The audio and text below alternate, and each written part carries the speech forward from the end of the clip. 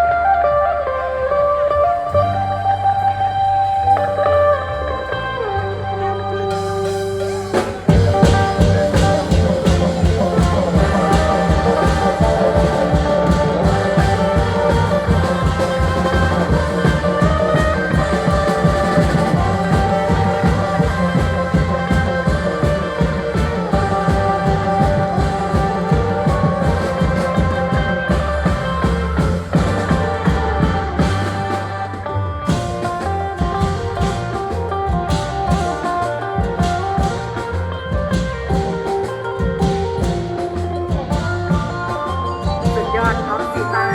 นะคะและทีมงานมากๆเลยพี่น้องมาเบิ่งเด้อสาวหน่อยเป็นตัดแทนประถมบันเทิงศิลป์อีสานนครศรีมาร่วมกันที่หมู่11สามัคคีค่ะ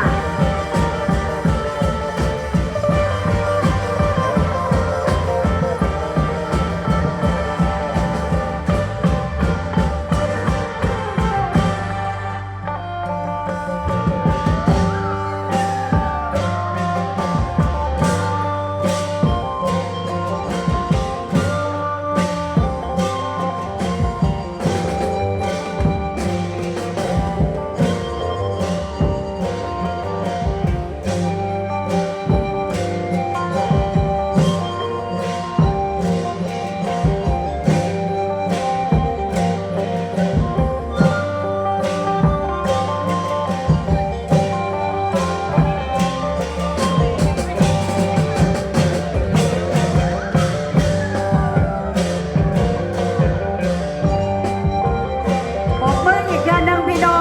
งอู้เป็นตอนซ้อนเบิ่งสารและศิลป์นะพี่น้องเด้อ